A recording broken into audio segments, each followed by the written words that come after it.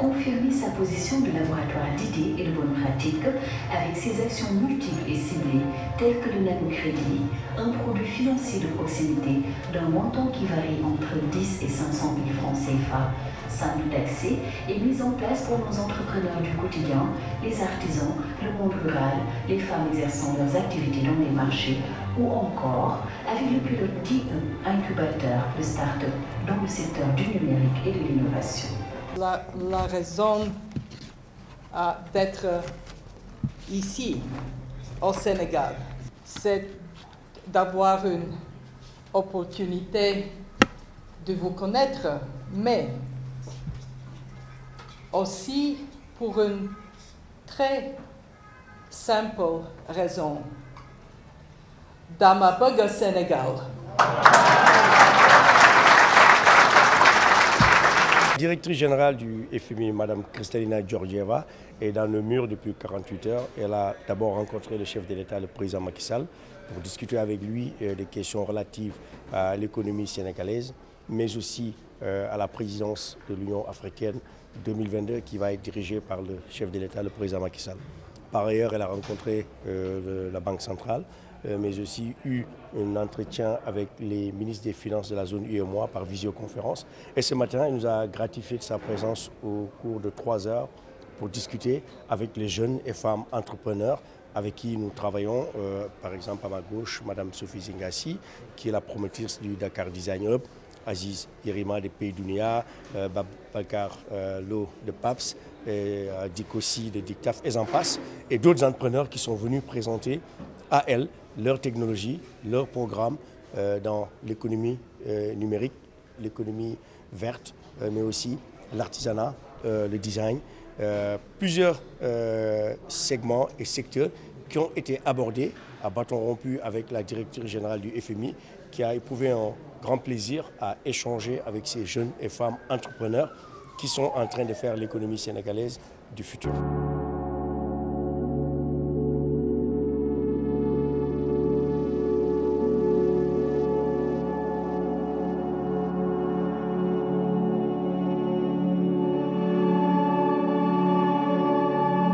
On a eu une expérience au départ en 2018 avec l'ADER qui nous a beaucoup aidé à nous structurer et surtout à aller chercher plus de capitaux à l'étranger.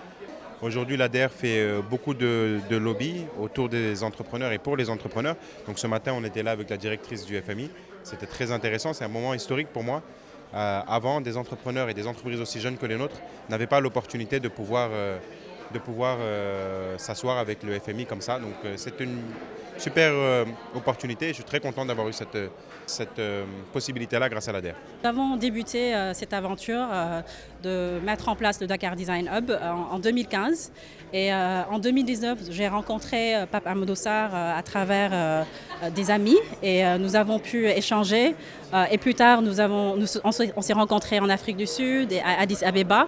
Et très tôt, il a compris les enjeux des industries créatives, les enjeux de l'industrie textile. Et il a très tôt compris aussi l'enjeu de mon projet. Et donc, il nous a accompagnés à travers un financement qui nous a aidés à pouvoir avancer plus vite à l'implantation du Dakar Design Hub qui se trouve à Popenguine. Et je retiens aussi l'autonomisation des femmes dans les secteurs de l'artisanat, du textile et du design. Aujourd'hui, au Sénégal, on consomme des habits comme pas possible. Donc je trouve que c'est important qu'on puisse donner vraiment un tremplin à ce secteur-là, qu'on lui donne, qu'on puisse industrialiser le textile sénégalais, qu'on puisse porter nos propres tissus, qu'on puisse les faire ici au Sénégal. Donc je pense que c'est cet appel-là qu'on lance, qu'on puisse vraiment industrialiser le secteur de l'artisanat et de la mode au Sénégal. À travers les guichets autonomisation, TPME et PME, et plus de 50 millions de francs CFA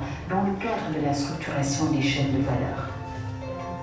Les 3F, formalisation, formation et financement, constituent le triptyque de la DRG afin de transformer le potentiel entrepreneurial des femmes et des jeunes sénégalais en véritable levier économique grâce au budget annuel alloué par l'État du Sénégal. J'étais très surpris agréablement, dans le sens où, en général, pour qui connaît le Fonds monétaire international, ils sont un peu regardants sur les questions de dépenses budgétaires, mais aussi sur les questions de financement public. Et comme elle a dit tout à l'heure, le financement public et l'État doit intervenir là où les populations en ont le plus besoin et aussi dans les segments où ils vont créer un partenariat public-privé, ce que l'ADER fait, et plus conséquent, de structuration de la chaîne de valeur où on peut aller jusqu'à 200-300 millions de francs CFA. C'est ce que nous faisons depuis 3 ans aujourd'hui avec des résultats probants.